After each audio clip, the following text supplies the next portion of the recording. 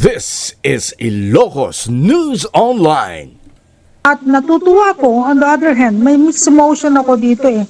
Tuwan-tuwa ako dahil ang mga kasamahan natin, mga supporters natin, nagsasabi na bumalik daw ako at tumakbo ulit being mayor at natutuwa sila. Lahat dun sa mga iba doon ay nakakatuwa naman, nagiiyakan sila nung narinig nila yon. Kaya ako'y natutuwa at nagpapasalamat sa continued support ng ating mga supporters.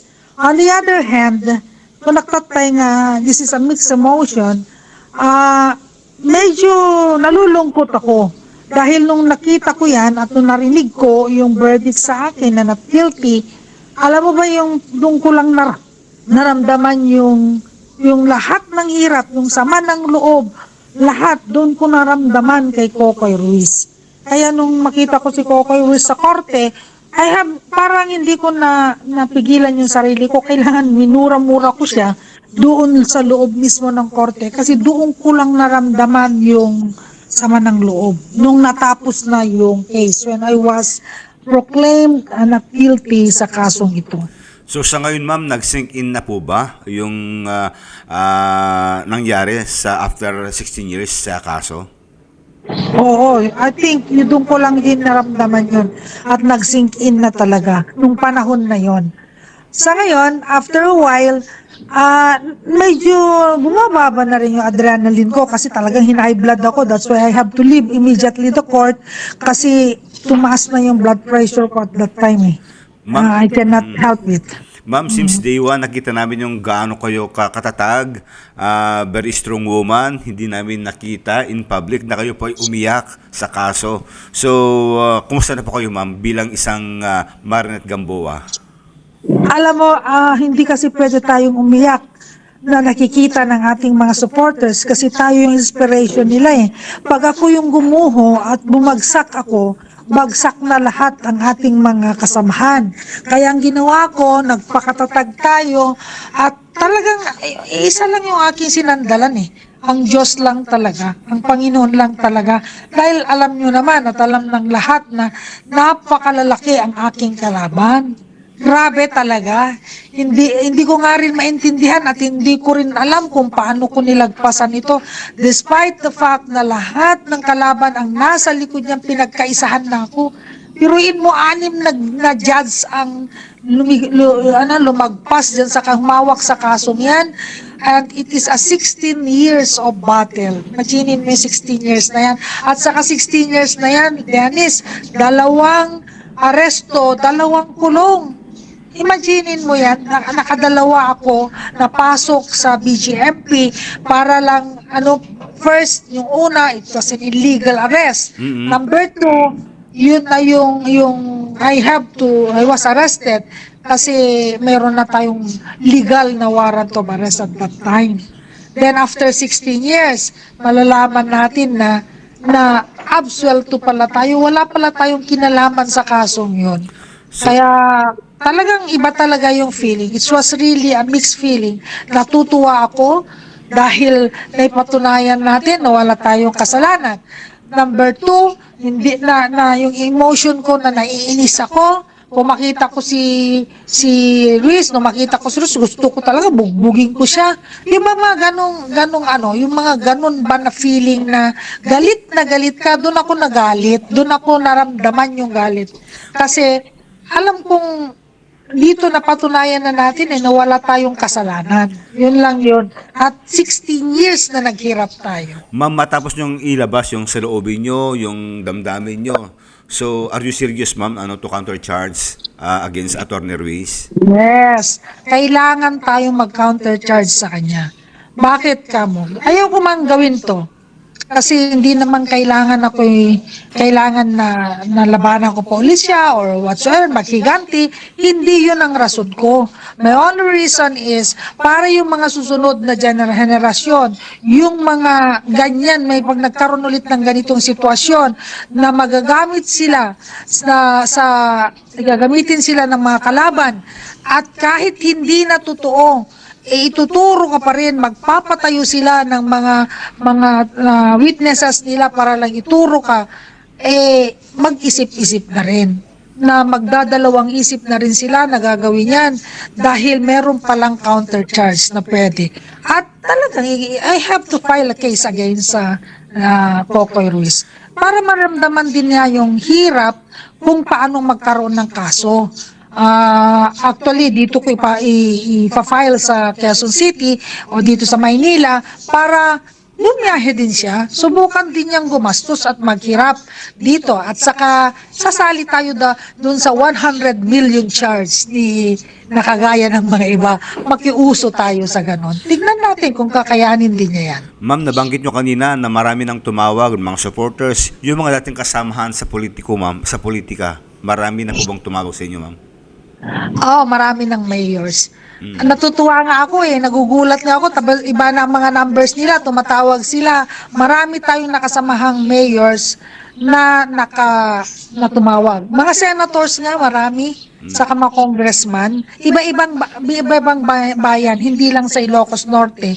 Mga kasamahan natin sa United Defenders for Democracy and Sovereignty, UDDS, hanggang Mindanao, maraming tumatawag kasi nakita na nila, nag-viral na yung nangyari yan at saka marami naman talagang nakakaalam sa kasong yan. So, dyan sa Ilocos Norte, marami ng mayors. Sa Dingras, At ma'am, natatawa ka na? sa Dingras, wala ka bang nabanggit? Sa Dingras, napakarami. Natatawa nga ako, kapatid ng mga, hindi ko nasasabihin kung sino yung mga kapatid na dati ko naman mga kalaban. Sinasabi nila, tuloy mo na ma'am, susuportahan daw nila ako 100%. Kasi nga, ang Dingras daw ngayon ay punong-puno ng drugs. At marami na rin prostitution. At sinasabi din nila, nagugulat ako dahil hindi ko rin lang alam, matagal na akong wala dyan So yan ang sinasabi, mga dati kong kalaban yun mga kapatid ng kalabang ko, na tumatawag na sila, nagme-message, na yun ang mga sinasabi nila. Ang balita ko pa, sa market, nagiiyakan daw sila nung nalaman nila. Mga kapitan, marami na rin, mga former at saka mga kapitan na kaupo. So, ang dami talaga nila, nauubos na ngayong battery ko nung pagbalik ko sa Maynila noong sa dami ng mga tawag at mga messages talaga na sinasabi nila bumalik na raw ako, panahon na para lumaban at ipakita sa kanila ulit dahil gusto pa nila ako. Yun ang mga messages nila. So anong sagot natin, ma'am, sa mga hiling nila na kayo po ay babalik sa politika? Sabi ko nga ganito, actually, hindi pa kami nag-uusap ng pamilya ko, pero ihintayin ko lang ng hudyat ng Holy Spirit. Pag sinabi, binigyan ako ng sign na tumakbo, din tatakbo ako. Or pag-iisipan ng pamilya kung ano man. Kung hindi man ako, basta mayroon talagang tatakbo sa mga Gamboa.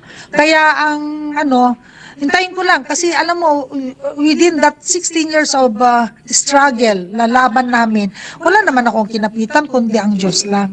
Kaya alam ko pag sinabi niya yung any sign lang.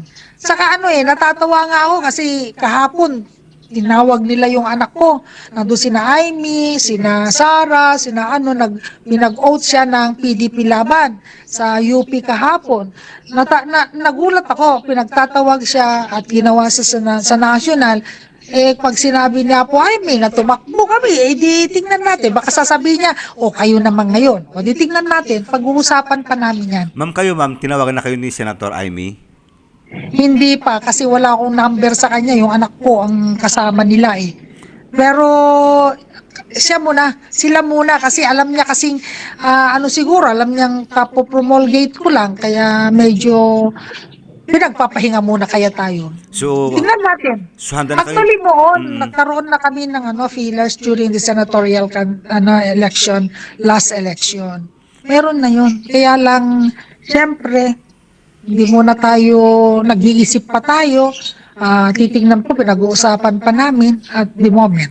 So kayo, ma'am, are you ready na gusto na maki-alyansa sa kanilang political Alam mo, group? Alam mo, Dennis, mula't tumakbo ako as mayor in Ilocos Norte sa Dingras, alam mo, buntot ko, hila ko Kaya ayaw ko yung dinidiktahan ako Lalo na pag mga ganyang bagay ng ayaw ko yun Alam ko naman na may magagawa naman ako, kabutihan ng mga taga-Dingras na hindi ko kailangan maging aso o sunod-sunuran. Hindi yun ang ugali ko Kaya pag-iisipan muna natin lahat kung Ma'am, ano. ma'am, any message sa Familia Ruiz yung after yung kaso? Alam mo, kay Kokoy Ruiz, ito lang masasabi ko eh. Sinabi ko na sa kanya noon that he is barking on a wrong tree. Sinabi ko sa kanya na wala akong kasalanan. I was appealing to him na baka kung nakinig lang siya sa akin, baka natulungan ko pa siya.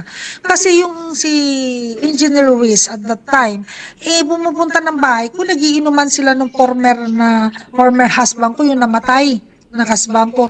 At 3 times a week, 2 times a week, nandun siya, wala naman kaming pinagawayan, wala naman kaming indifferences, kaya nagtataka ako, bakit akong tinuturo ng pamilya Ruiz? Kaya sinasabi ko sa kanya noon, mag-isip kang maigi, kasi wala akong kasalanan dyan at wala akong kinalaman. Within that period of 16 years, wala siyang ginawa kundi maghanap ng ipapatayo niyang witness. Actually, yung last witness niya, hinabol pa niya sa Isabela, sa Cagayan, para lang mag-witness siya against me at that time. Kasi ano na ako noon at that time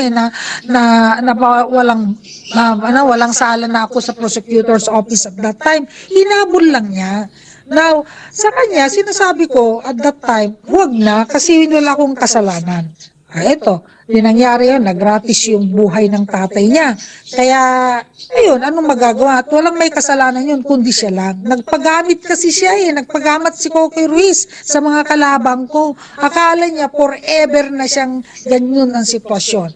So ngayon, ikaw, Kokoy Ruiz, wala naman may kasalanan. Ikaw talaga. Ang pagpapatawad sa'yo, madali lang Madali lang, kahit hindi ko humingan tawad. Pero, ito lang ang masasabi ko, in anything you do, whether it's good or bad, may consequences. So the consequences of that, kailangan si kamot, tagtugaw, ikaw na rin. Ikaw naman ang mag-depend ng sarili mo. At sisiguraduhin ko sa iyo, magka-countercharge ako. So, At para makita mo kung gaano din ang hirap. so yun nangyari, ma'am, mahirap magpatawad sa ganong situation? Hindi, pinatawad ko na. Kaya lang, alam mo kasi ganito natatakot ako, naririnig ko kasi si Ruiz is now a Christian. Kristiyano kami buong pamilya Matagal na, nauna pa kami sa kanya. Kaya hindi namin kayang gawin yung mga sinasabi nila dyan sa Dingras. Ngayon, gusto ko siyang patawarin. Lalo't nakakatakot kasi, baka yung karma, alam mo yung karma ngayon digital na Napakabilis ang karma. Kung hindi man sa kanya, baka sa mga anak niya. Kawawa naman yung kanyang mga anak. Kaya sa puso ko, honest to goodness, napatawad ko siya, but he has to face the consequences. Iba yun kahit ang Diyos kung may kasalanan ka sa Diyos, pinatawad ka niya, pero may consequences yan. Lahat ng gagawin mong masama, mabuti o masama, ay may consequences. Kaya he has to face the consequences. Kailangan niyang masubukan din at magiging aral na rin sa ibang tao. Kung hindi ko gagawin to, baka sasabihin ng ibang tao, pwede pala yun. Magdemanda tayo na magdemanda. Wala naman palang mangyayari at the end of the tunnel. Kahit manalo yung idinedemanda nila, wala lang silbi kasi walang isang taong tatayo para ipakita sa kanila na there is a consequences in everything that you do. Kaya ko gagawin niya, mapipilitan talaga akong gawin.